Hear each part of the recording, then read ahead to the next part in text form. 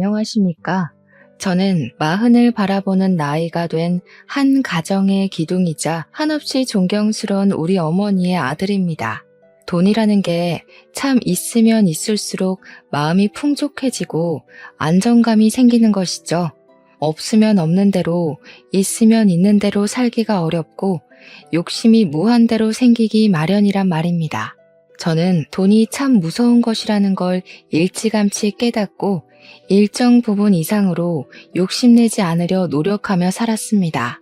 돈이 풍족해지거나 모자라게 되면 사람이 순식간에 변한다는 것을 어렸을 때부터 우리 가족의 모습을 보고 알게 되었죠. 저는 30대 초반에 지금 아내를 만나게 되어 결혼까지 순식간에 꼴이 나였습니다. 우리 아내는 부모님이 계시지 않았고 꽤 이른 나이에 혼자가 되어 스스로를 보살피며 컸다고 했습니다. 고등학생이던 시절 어머니를 잃고 아버지는 알코올 중독자가 되어 하루하루를 술로 달래며 사셨다고 했습니다. 모종의 사건으로 인해 치료감 호소에 들어가게 되었고 알코올 중독 치료를 받던 도중 간이 급격하게 굳어가며 사망하게 되었다는 이야기를 아내에게 전해들었죠. 자세하게 이야기하지 않았기 때문에 대충 굵직한 일들만 알고 있었지만 그 이야기만 들어도 아내가 얼마나 불우한 학창시절을 보냈는지 가늠할 수 있었습니다. 우리 아내는 참 길을 잃어버린 사람처럼 살았다고 하더라고요. 아르바이트를 통해서 딱 먹고 살 정도로만 돈을 벌었다고 하더군요. 그도 그럴 것이 고등학생 시절에 두 부모를 잃었는데 직장에 다닐 수도 없고 아르바이트로 버는 돈이 뻔하지 않습니까? 게다가 아무것도 모르는 학생들을 악덕 업주들이 얼마나 등쳐먹었을지 상상이 되더군요. 아내의 하루는 참으로 고단하다 하였습니다. 학교에 가서 밀린 잠을 자고 학교 수업이 모조리 끝난 오후 시간부터 패스트푸드점 24시간 뼈해장국집 설거지, 아침에 요구르트 배달까지 했다고 하더군요. 집에서는 겨우 3, 4시간 쪽잠을 자고 학교에서 수업 시간 내내 졸았다고 하니 당연히 공부에는 전혀 시간을 쏟지 않았다고 했습니다. 어머니가 돌아가셨을 때 아주 조금 받은 보험금으로 작은 달방 월세를 내고 살다가 고깃집에서 아르바이트를 하던 시절에 저를 알게 된 것이었습니다. 저는 지방에서 학창시절을 보내고 대학을 서울로 오게 되어 서울에서 자리를 잡고 취직까지 한 상태였죠. 원룸을 얻어서 혼자 살고 있었기 때문에 대부분 저녁을 바깥에서 해결했는데 그날은 집 앞에 있는 고깃집에서 대학 친구들과 회포를 풀던 날이었습니다. 새초롬하게 생겨서 하나로 질끈 묶은 여자가 가느다란 팔뚝으로 된장찌개 뚝배기 5-6개를 한 번에 서빙하는 게 눈이 가더군요. 그러던 어느 날 같은 원룸에 살고 있는지 몰랐던 아내가 퇴근하고 집에 돌아오는 저랑 현관 입구 앞에서 딱 부딪히게 된 겁니다. 아내의 얼굴이 사색이 되어 있고 시퍼렇게 질려서 덜덜 떠는 걸 보고는 이거 보통 일이 아니구나 싶어서 아내를 붙잡았죠. 도둑이라도 들었냐, 나쁜 일이라도 당한 거냐, 경찰에 신고를 해줄까 하면서 괜찮으니까 말해보라고 덜덜 떠는 아내를 안고 달래주었습니다. 밀어낼 법도 한데 정신이 오죽 없었는지 제가 끌어안고 있는데도 벌벌 떨면서 집에라는 말만 반복하더라고요. 집에 도둑이 있냐고 마침 현관 입구 앞에 놓인 장우산이 보이길래 우산을 들고 몇 호로 가면 되냐고 비장하게 물었죠. 그러자 아내가 하는 말이 도둑이 아니라 바퀴벌레가 집에서 나왔다고 하는 겁니다. 순간 허탈한 마음도 잠시 웃음이 피식 나오더군요. 저한테 얼마나 컸는지 아냐며 잡아달라고 애원을 하길래 알겠다고 아내의 집으로 가게 되었습니다. 아니나 다를까 반지하층에 살고 있었던 아내의 집에 가끔 벌레가 기어들어온다고 하더라고요. 그때까지만 해도 아내가 돈이 없어서 반지하에 살고 있다는 생각을 전혀 못했던지라 부모님께 말씀드려서 위층으로 이사를 가라고 해버렸죠. 아내는 멋쩍게 웃으면서 그냥 벌레나 잡고 가달라고 하더라고요. 사색이 되었던 아내 얼굴이 눈에 밟히기도 했고 그 뒤로도 몇 번이나 아내의 집에 찾아가 벌레를 잡아주었습니다. 저한테 매번 이러는 건 아니라며 크고 날개가 달린 것들은 도저히 무서워서 죽일 수가 없다고 하더라고요. 벌레는 끔찍하게 싫다고 진저리를 치는데 그 모습이 귀여워서 큰 벌레가 나오면 언제든지 잡아주겠다고 연락하라고 휴대폰 번호도 알려주었습니다. 아내는 고맙다고 나중에 고깃집에 놀러오면 된장찌개를 서비스로 주겠다고 이야기를 하더라고요. 여름에는 아무래도 창문을 열어두는 경우가 있으니까 벌레가 들어오기 더 쉬울 것 같아서 창틀에 약도 다 뿌려주고 했습니다. 아내랑 저는 벌레를 통해 친해지게 되었고 그 후로도 종종 아내가 아르바이트하는 고깃집에 가서 밥을 먹었습니다. 아내가 서빙을 하는 경우는 진짜 손님이 넘치게 많을 때만 가끔 도와주는 거고 평소에는 주방에서 일을 한다고 하더라고요. 요리 하나는 기가 막히게 한다면서 제가 갈 때마다 계란찜이랑 된장국수, 찌개를 서비스로 줬는데 진짜 너무 맛있는 겁니다. 그 맛을 잊기 힘들어서 생각날 때면 가끔 고깃집에 찾아가서 시켜 먹곤 했는데 사이드 메뉴를 시키려면 고기를 또 주문해야 하잖아요. 혼자 시켜 먹기에는 너무 양이 많고 고깃값이 부담되기도 하고 그래서 일을 어쩌나 싶었죠.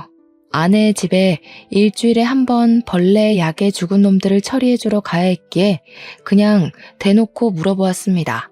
벌레를 잡아주는 대신 가끔 집에서 된장찌개도 좀 해주고 국수도 말아주고 하면 안 되냐고. 그게 너무 맛있다고 말이죠.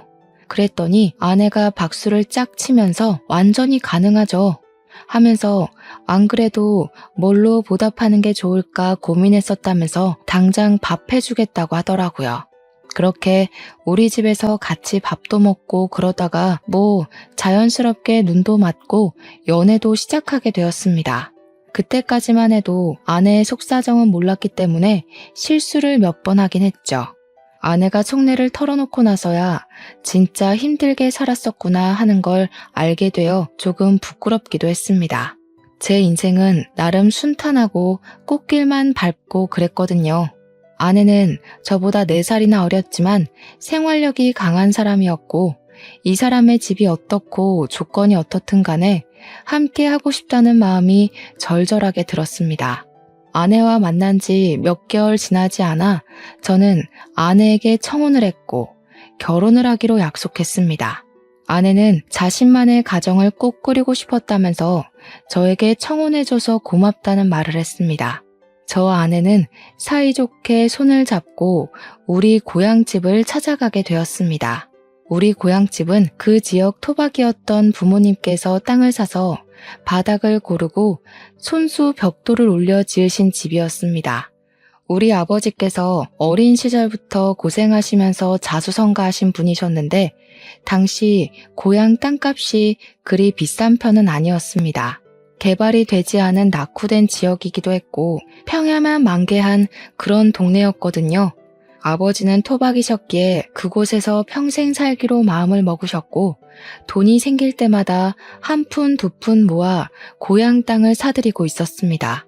나중에 자식들, 손주들 모두 한 동네에 모여 살기를 꿈꾸시며 모은 땅이셨죠.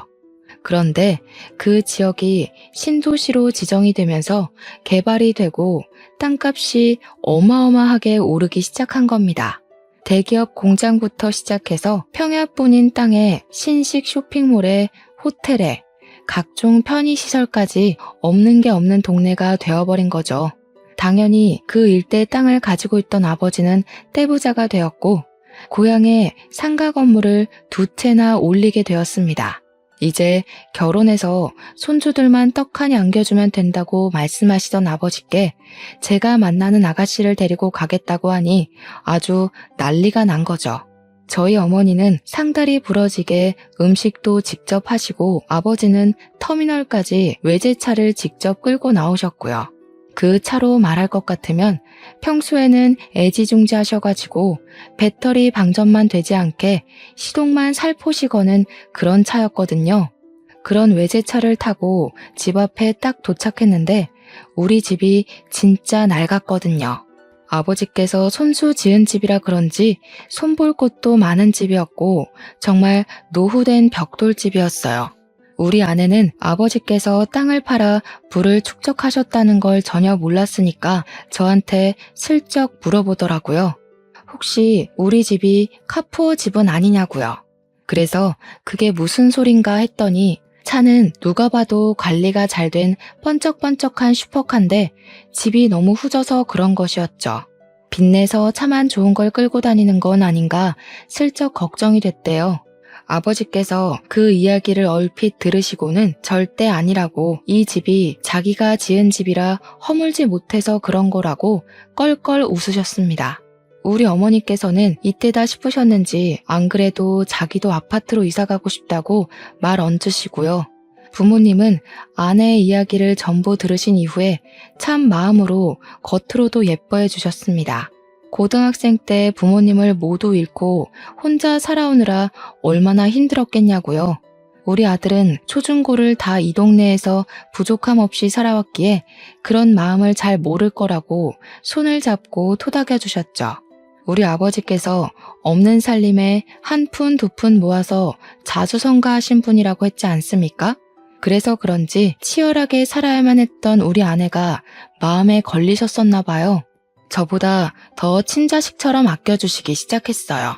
결혼도 아직 안 했는데 용돈부터 막 찔러주시고 인사드린 이후에는 아내 생각나서 샀다면서 옷 같은 것도 사다 주시고 말이죠.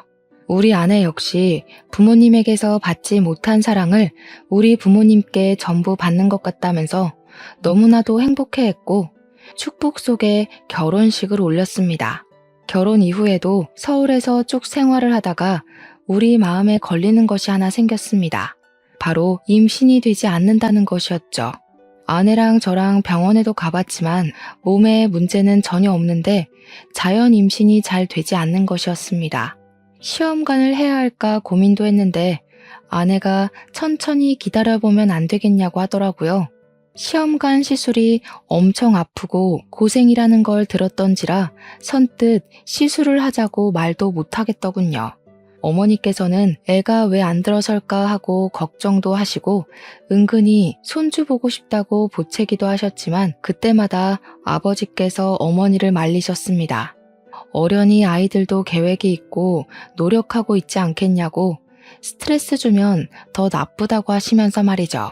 그렇게 서울과 고향집을 왔다 갔다 하면서 지내던 도중에 제가 다니던 회사가 외국계 회사로 인수가 되면서 제 자리가 위태위태해졌습니다. 한순간에 경영진이 물갈이 되면서 구조조정이 시작되었고 희망 퇴직자를 조사하기 시작했습니다.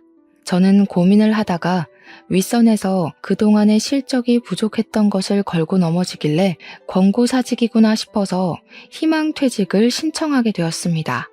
갑자기 백수가 되어버리고 나서 저와 아내는 앞으로의 생활을 어떻게 해야 할지 몰라 무기력해졌습니다. 그 소식을 들은 아버지께서는 저에게 고향에 내려와 본인이 관리하던 건물 관리를 해보는 게 어떻겠냐고 권유를 하셨습니다. 서울 물가를 감당하는 것도 힘들긴 했고 아내도 부모님 곁에서 살아보는 게 어떻겠냐고 하더라고요. 저는 결국 그 권유를 받아들이기로 했고 바로 짐을 싸서 고향으로 내려가게 되었습니다. 아버지께서 애지중지하시며 관리하던 건물을 제가 이어받게 되었습니다. 그렇게 서서히 서울을 떠나 신도시 생활에 적응해 가던 어느 날 믿고 싶지 않은 일이 벌어졌습니다. 바로 저희 아버지께서 갑자기 쓰러지시게 된 거죠. 뇌경색으로 쓰러지신 아버지는 눈조차도 제대로 뜨지 못하고 사람도 전혀 알아보지 못하시고 내내 누워만 있게 되었습니다.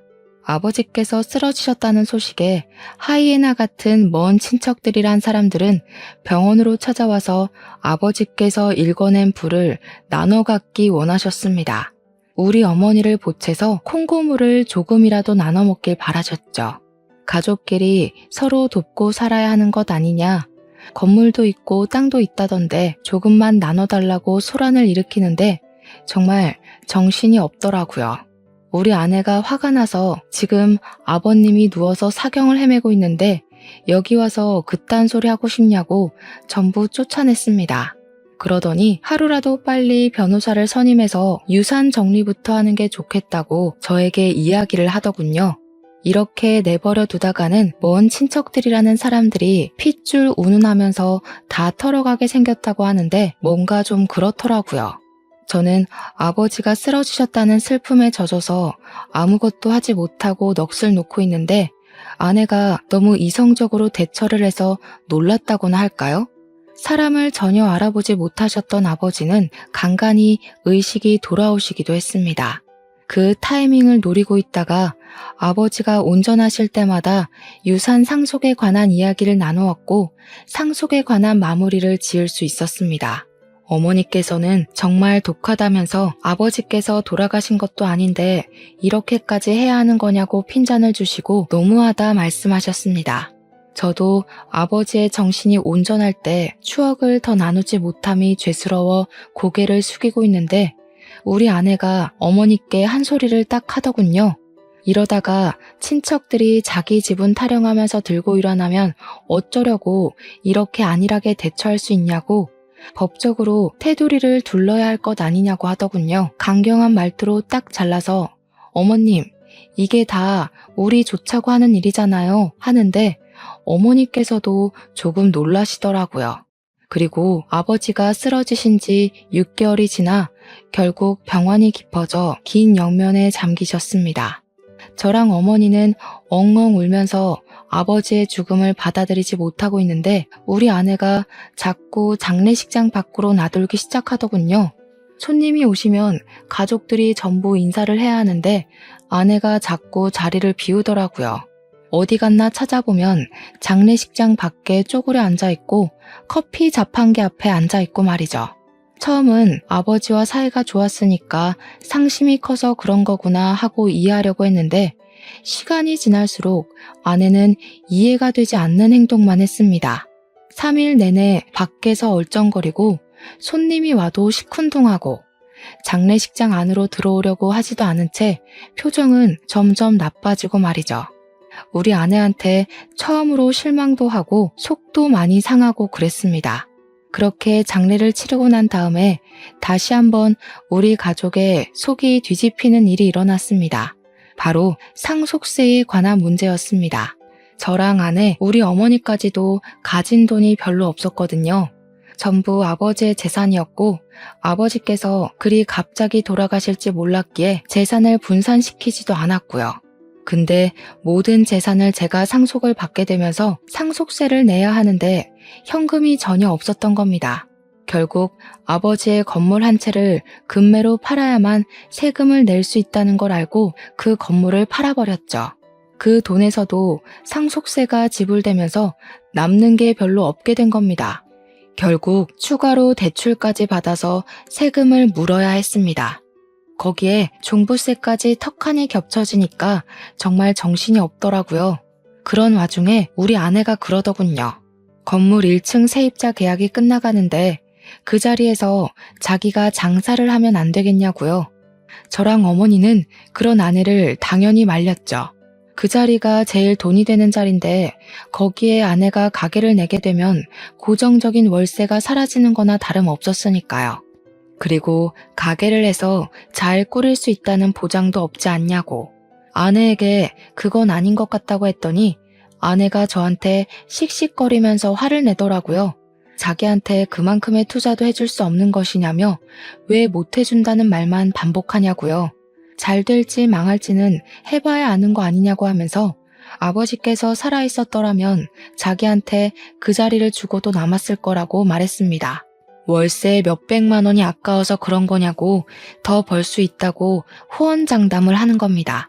어머니께서는 머리 아프다고 하시며 부부 문제는 부부가 알아서 하라고 하시는데 아내는 끈질기게 저를 설득했습니다. 저는 결국 2달 뒤에 세입자가 계약이 끝나 나가고 그 자리에 아내 가게를 차려줄 수밖에 없었습니다. 저한테 지금 와서 취직이 되는 것도 아닐 거고 자영업밖에 할 수 있는 게 없지 않냐고 꾸준히 이야기를 하는데 저도 설득되고 만 것이죠. 아내는 고깃집에서 일했던 경력을 살려서 고깃집을 오픈하게 되었습니다. 오픈 초기에는 손님이 정말 많이 왔어요. 우리 아내 음식 솜씨가 정말 좋기도 했고 반찬들이나 사이드 음식들이 맛있어서 그런지 사람들이 점심에도 점심 메뉴를 먹으러 찾아왔었죠. 문제는 저희가 재료 단가에 눈퉁이 맞고 있었던 겁니다. 저렴한 고기를 웃돈 주고 사고 있었던 거죠. 그렇게 몇 개월의 시행착오를 거친 뒤에서야 겨우겨우 자리를 잡았습니다. 고깃집을 하려면 가장 중요한 반찬이 뭔지 아십니까? 된장찌개? 열무국수? 김치? 전혀 아닙니다. 바로 파절이입니다. 나머지는 완제품을 팔기도 하고 도매상에게 조달받아서 하면 되는데 파절이는 그게 아니거든요. 우리 부부는 파절이에 나오는 파채만 도매상에게 공급받고 있었는데 하필 그 업체에 문제가 생기고 만 것이죠. 그래서 파채를 받아올 수가 없게 되어서 일일이 파를 채칼로 썰어야 하는 일이 벌어지게 된 것입니다. 저랑 아내랑 둘이 아무리 썰어대도 시간이 너무 오래 걸리고 하루빨리 파채 공급을 알아봐야겠다고 생각한 찰나 신도시에 대기업 공장들이 많이 들어왔다고 했었잖아요. 거기 중 한 곳에 이력서를 넣어두었는데 최종 합격했다고 연락이 딱 온 겁니다. 저는 당장 출근을 해야 하지 일손은 모자라지 아내는 결국 어머니에게 도움을 요청할 수밖에 없었죠. 아버지와 사별하고 기운이 없었던 어머니께서는 고민 끝에 일손을 도와주기로 하셨습니다. 저야 어찌 보면 너무나도 감사한 일이었죠. 무기력하게 지내던 어머니께서 일이 바빠지니 점점 활력도 도는 것 같아 보이더라고요. 저는 2교대 근무를 하면서 공장 일에 적응하고 있었고 아내는 가게를 열심히 꾸려가고 있었습니다. 교대 근무를 하다 보면 일상 패턴이 완전히 뒤바뀌게 되거든요. 그날은 아침에 퇴근을 하고 집에서 자고 있었는데 시끄러운 소리가 들리더라고요. 뭔 일인가 싶어서 잠결에 귀를 쫑긋하니 어머니와 아내가 싸우고 있는 게 아니겠습니까? 저는 자다 깨서 거실에 나가 무슨 일이냐고 물어보았습니다. 그러니까 우리 어머니께서 하는 말이 더는 일 못 도와주겠다면서 직원을 구하라고 하시는 겁니다. 우리 아내는 갑자기 이렇게 일을 못하겠다 하시는 게 어디 있냐, 새 사람 구할 때까지만이라도 일을 도와달라고 하고 있었죠. 어머니께서는 어이없어 하시며 말을 하셨습니다. 내가 무슨 돈을 받는 것도 아니고 이런 무료 봉사 더는 못하겠다. 사람이 어떻게 그리 속물일 수가 있어? 내가 살다 이런 애는 또 처음 본다. 하루 종일 파채 써느라 눈도 맵고 손끝까지 매워서 저리기까지 하는데 월급도 제대로 안 주는 게 말이니? 어머님, 가족끼리 무슨 월급을 받으면서 일을 한다고 그러시는 거예요. 파채 써는 일만 아니면 사람 쓸 일도 없어요. 가게 사정 다 아시면서 돈 하는 게 너무 하시는 거죠. 제가 하루빨리 업체랑 계약해서 조달받던가 해야지. 왜 갑자기 파채들이 품절 현상이고 이러는 건지 정말. 저는 아무리 그래도 우리 어머니에게 월급은 제대로 주면서 일을 시키는 줄 알았단 말이죠. 무슨 일이냐고 자세하게 말을 해보라고 하기도 전에 줄줄 이야기를 하는데 머리가 어지러울 정도였습니다. 제가 가만히 있자 어머니께서도 씩씩거리면서 그게 다가 아니잖아 하면서 말을 이어나가시더군요. 그게 전부면 말을 안 해. 밑반찬 만들어야 한다고 김치 담가, 샐러드 만들어 파채 썰어. 서빙까지 하는데 월급을 안 줬잖니. 일손 모자란다고 옆집 아줌마까지 끌어들여 놓고는 일당으로 3만 원 덜렁 주는 게 맞다고 생각하니 정말? 내가 옆집 아줌마 얼굴 보는 게 부끄러워서 고개를 못 들고 다녀. 제가 놀라서 아내에게 진짜냐고 물어보니 아내가 저를 표독스러운 얼굴로 바라보면서 말하더라고요. 그럼 어떡해? 가게 유지하는 비용이 한두 푼인 줄 알아? 우리도 먹고 살려면 인건비를 아껴야 한단 말이야. 그리고 5시간 설렁설렁 일하고 일당 3만 원 받으면 괜찮은 거 아닌가요? 아내의 계산법이 참으로 이상하다는 생각이 들었습니다. 최저시급이라는 게 존재하는 시대에 5시간에 3만 원이면 말이 안 되는 금액인 거죠. 거기다가 고깃집 일이라는 게 조금 힘든 것도 아니고 얼마나 노동인지 다들 아시지 않습니까? 저처럼 남자가 일하는 것도 힘에 부치는 일인데 아내에게 돈 가지고 짜게 구는 건 너무하다고 이야기를 했습니다. 그러니까 아내가 억울해하면서 집안을 위해 하는 일인데 자기한테만 뭐라고 한다면서 너무한 것 아니냐고 항변을 하더라고요. 저는 꿋꿋하게 살얼음판인 집안 분위기를 견뎌내며 출근을 했고 어머니께서는 다툼 이후에 고깃집으로 출근하는 것을 그만두셨습니다. 아내는 몇 번이나 어머니께 일을 좀 도와달라고 요청을 하다가 결국 안 되겠는지 새 직원을 구해서 쓰기 시작하더라고요. 하지만 월급도 짜고 할 일은 많고 하니 아르바이트생들이 며칠 견디지 못해 일을 그만두고 떨어져 나가기 시작했습니다. 자연스럽게 일손이 부족하니 식사가 점점 밀리게 되고 가게의 평판은 떨어지고 손님들이 찾지 않는 고깃집이 되고 말았습니다. 재고는 남아돌기 시작하는데 고기라는 게 유통기한이 긴 재료도 아니잖아요. 그러다 보니 빚만 점점 늘어나기 시작했습니다. 매출이 줄어드니까 당연히 우리 아내가 떠안아야 할 것들이 생기기 시작한 것이죠. 어느 날은 또 아내랑 어머니께서 다투고 있길래 무슨 일인지 물어보았습니다. 이야기를 들어보니까 어머니께서 한 달에 2번 주말에 하시는 봉사가 있으셨거든요. 무료 급식소에서 급식을 나눠주는 봉사였는데 아버지의 뜻이 있었던 봉사였고 어머니께서도 무척이나 뿌듯해하시며 쭉 이어오셨어요. 아버지께서 어린 시절 고생을 하시면서 배 골아 힘들었던 기억을 잊지 못해 시작한 봉사였습니다. 아내 가게에 고기가 남기도 하고 썩어가는 재료들이 있으니까 상하기 전에 그 재료들을 가지고 급식 봉사를 하겠다고 하셨나 봐요. 아내는 좋은 마음으로 내어드리기는커녕 그냥은 못 드리니까 돈을 내고 가져가라고 했다는 겁니다. 어차피 시간이 지나면 아무것도 하지 못하고 그냥 쓰레기가 될 재료니까 싸게 달라고 했더니 아내가 정가에 가져가라고 했대요. 글쎄 도매가도 아니고 가게에서 파는 정가의 유통기한에 가까워오는 고기를 가져가라고 하니 얼마나 기가 막힙니까? 순수한 마음으로 봉사를 하러 다니시는 어머니한테 장사를 하려고 드니 어머니께서 열이 잔뜩 받으신 거죠. 어차피 내버려두면 음식물 쓰레기로 처리될 것들을 불우한 이웃을 위해 쓰는 게 뭐가 어렵냐고 아내에게 소리를 치신 겁니다. 그러니 우리 아내고 콧방귀를 픽 끼면서 선을 세게 넘어버리고 말았던 거죠. 그 사람들 도와서 얻는 게 뭐가 있는데요? 고기 맛 좋다고 우리 가게 와서 회식이라도 하겠대요? 거지새끼들이? 그 말에 저도 경악을 금치 못했고 우리 어머니께서도 부들부들 떨다가 아내의 뺨을 확 후려치셨습니다. 저는 어머니의 행동에도 놀랐죠. 아내 역시 뺨을 맞았다는 게 충격이었는지 아무 말도 못하고 어머니를 노려보고 있더라고요. 우리 어머니께서는 아주 침착하게 아내를 향해 깊은 분노를 표출하셨습니다. 너 원래 이렇게 못돼 처먹은 애였니? 우리 남편이 너 고생하며 자랐다고 안쓰럽다고 챙긴 게 내 평생의 한이다. 이렇게 못되고 막돼 먹은 아이인 줄 알았으면 진즉에 우리 집에 들이지도 않았을 거야.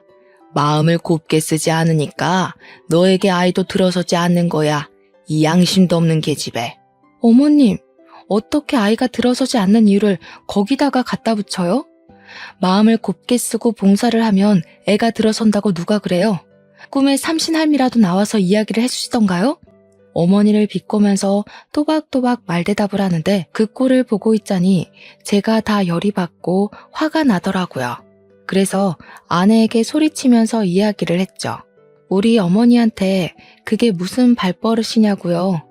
솔직히 내가 생각해도 너 너무 많이 변한 것 같다. 처음 만났을 땐 이렇게 돈 타령하는 애도 아니었다고 합니다.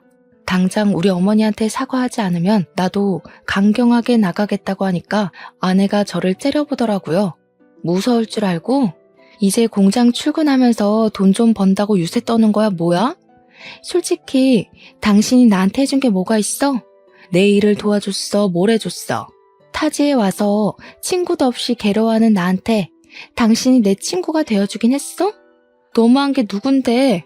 물론 아내가 연고도 없는 동네로 내려와 심적으로 우울해하는 걸 알고 있어서 제가 얼마나 노력을 했는지 모릅니다. 시간이 될 때마다 밖에 돌아다니며 데이트를 하려고 했고 아내의 취미 생활도 이해하려고 노력했고요. 제 노력은 깡그리 무시를 하고 자기 잘못은 하나도 없다는 식으로 이야기를 하는데 그냥 넘어가면 안 되겠더라고요. 지금 가게 운영한답시고 집안을 빚을 내는 게 다 누군데 저한테 이런 식으로 이야기를 할 수 있단 말입니까? 화가 머리끝까지 차오른 저는 아내에게 딱 잘라 이야기를 했습니다. 앞으로 가게 유지하고 싶으면 우리 어머니께 월세를 내는 게 좋겠어. 그 자리가 한 달에 200만 원짜리 자리였다는 거 알고 있지? 앞으로 매달 5일에 우리 어머니 통장으로 자릿세 200만 원씩 송금해. 지금까지 공짜로 그 자리 쓰게 해준 게 내 마지막 배려였으니까. 그러니 아내가 놀래서 기겁을 하더라고요. 가족끼리 월세를 받는 게 어디 있냐면서 이제 치사하게 건물 가진 걸로 유세 떠냐고 하더라고요. 저도 아내의 말에 따박따박 반박을 해줬죠. 가족끼리도 다 썩어가는 고깃집 정가 받으려고 눈에 불을 켜는데 월세가 뭔 대수겠냐고요. 제가 논리적으로 반박을 하니까 아내가 인심 쓰듯이 우리 어머니께 그 재료들 전부 들고 가서 급식 봉사하는 데 쓰시라고 하더라고요. 기분은 기분대로 상하게 만들어 놓고 누굴 거짓 취급하는 건지 우리 어머니께서도 됐다고 하시더군요. 다 썩어가는 식재료 써봐야 좋은 소리 못 들을 거라며 도매상에게 신선한 재료 구입해서 쓸 거라고 하셨습니다.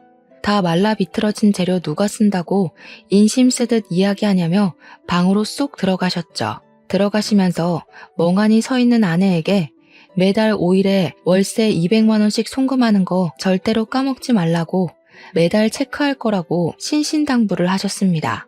아내는 그 이후로 며칠 동안 아주 죽은 듯이 숨만 쉬면서 살았습니다. 가게에 출근할 때도 항상 요란스러웠던 아내가 발소리조차 죽이면서 깨갱하면서 다니더라고요. 그렇게 며칠이 더 흐르고 월세를 준비하려고 했던 5일이 되자 아내는 태연한 척하면서 출근 준비를 하더라고요. 그때까지도 어머니나 저나 아내에게 월세 이야기를 한 번도 꺼내지 않았기 때문에 아내도 그냥 해본 소리나 보다 싶었나 봅니다. 5일 아침에 출근하려던 아내에게 어머니께서 월세 오늘 보내는 날인 거 까먹지 않았겠지? 하면서 물꼬를 트셨습니다. 아내가 월세라는 단어에 화들짝 놀라서 눈을 동그랗게 뜨고 어머님, 그 월세 진짜 받으시게요? 하면서 대꾸를 했죠. 어머니께서는 그럼 내가 없는 소리를 일부러 하겠냐고 월세 준비하라고 이야기를 하셨습니다. 아내는 지금 당장 200만 원이 어디 있겠냐고 어머니께 좀 봐주세요. 앞으로는 썩기 전에 재료 잘 드릴게요. 하고 나가더군요. 어머니께서 여기서 멈추셨다면 당연히 제가 사연을 적지 않았겠죠. 5일에 월세가 입금되지 않자 어머니께서는 6일 날이 밝자마자 바로 우체국으로 가셔서 아내에게 내용 증명을 보내셨습니다. 저도 어머니께서 그렇게까지 하실 줄은 상상도 못했지만 아내가 너무 경우 없이 굴었던 그날이 생각나서 잠자코 있었죠. 아내는 저에게 넌지시 내용 증명에 관한 이야기를 꺼내면서 진짜로 월세를 드려야 하는 거냐고 가족끼리 왜 이렇게 돈돈거리냐며 발을 동동 굴렀습니다. 저는 그런 아내에게 아무런 대꾸도 해주지 않고 싸늘한 눈빛만 보냈죠. 아내도 결국 느끼는 게 있었는지 보통 일로 끝날 것이 아니구나 싶었나 봅니다. 어떻게 구했는지 모르겠지만 아마 오기가 섞인 일인 것 같습니다. 200만 원을 어머니께 월세라고 떡하니 드리더군요. 일부러 저와 어머니 보라는 듯이 빳빳한 현금으로 인출해서 200만 원을 드리는 게 아니겠습니까? 어머니께서는 굳이 보여주기식으로 이런 짓 하지 말고 편하게 계좌로 이체하라고 일침을 놓으셨습니다. 하지만 파리만 윙윙 날리는 가게에서 매달 월세 200만 원을 어떻게 마련할 수 있겠습니까? 첫 달, 두 달은 호승심에 고개 빳빳이 들고 다니더니 3개월째 되는 날부터는 눈밑이 퀭해져가지고는 어머니 방문 앞에서 전전긍긍 하더라고요. 퇴근하고 돌아온 저를 보더니 눈물을 찔끔 흘리면서 매달 월세 200만 원은 너무한 것 같다고 하더라고요. 자기가 잘못했다면서 이러다가 빚만 늘어나게 생겼다고 한 달에 가게 순이익이 200만 원이 안 되는데 어떻게 월세를 감당하냐고 하더라고요. 말을 하면서 감정이 확 올라왔는지 나중에는 엉엉 울면서 자기 대출 받아서 월세 내고 있는데 이자가 눈덩이라고 하는 겁니다. 한 번만 용서해달라고 어머니 방문 앞에서 막 두들기며 우는데 우리 어머니께서 인상을 팍 쓰시면서 나오셨죠. 월세 내라고 한 거 물을 마음 없다고 괘씸해서 이대로는 못 넘어간다고 엄포를 놓으셨습니다. 그동안 며느리랍시고 좋은 마음에 도와주고 해줬더니 당연한 줄 안다면서 저런 마음을 먹고 사는 애는 며느리라고 생각하고 싶지도 않다고 하셨죠. 아내는 손이 발이 되게 빌면서 뭐든 다 하겠다고, 가게도 접으라면 접겠다고, 눈덩이처럼 불어나는 이자가 무섭다고 했습니다. 시키는 대로 다 할 테니까 빚만 좀 갚게 도와달라고 하는데 솔직히 저도 제 아내인지라 마음이 편치 않더라고요. 제가 이도저도 못하고 있으니까 어머니께서 한숨을 푹 내쉬셨습니다. 그동안 당한 게 있어서 억울해서라도 여기서 멈추면 안 되는 건데 앞으로 시키는 거 다 하겠다고 했으니까 고민을 좀 해보겠다고요. 그러니 아내가 그동안 밀린 대금에 직원 월급도 줘야 하는데 밀려 있다고 하더라고요. 그 정도로 가게 장사가 안 되고 있었는지는 미처 몰랐던 터라 저도 좀 미안한 마음이 들었습니다. 제가 취직이 안 되던 시절에 아내가 고깃집으로 생활비를 벌어왔던 것도 그랬고 돈돈거리기 전에는 가족들에게 참 잘했던 아내였으니까요. 어머니께서는 가게를 정리하라고 하셨고 아내는 아무 말도 하지 않고 고개를 끄덕였습니다. 그리고 가게를 정리한 다음 주말에 급식 봉사를 같이 나가자고 하셨습니다. 그러면 여태 가게에 들어간 돈 정리를 해주겠다고 다음 달에 당장 갚아야 할 돈이랑 밀린 대금들을 처리할 수 있게 해주겠다고 하셨죠. 아내에게 별다른 선택지가 있겠습니까? 그냥 알겠다고만 했죠.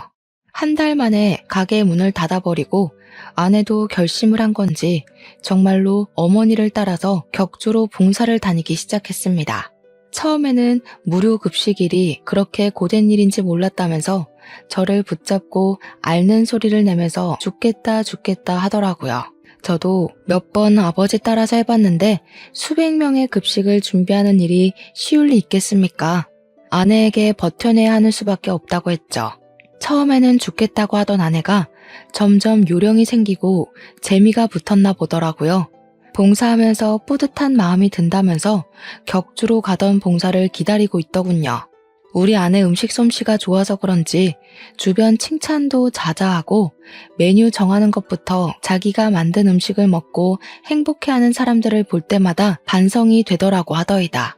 그러면서 저에게 어머니와 오해를 풀고 싶다고 이야기를 나누자고 먼저 요청을 하더라고요. 그때까지만 해도 우리 어머니께서는 아내에게 있던 불편한 감정이 남아있던 상황이었습니다. 아버지의 장례식장에서의 일도 그렇고 돈에 환장했던 아내에게 실망을 깊게 한 탓이었죠.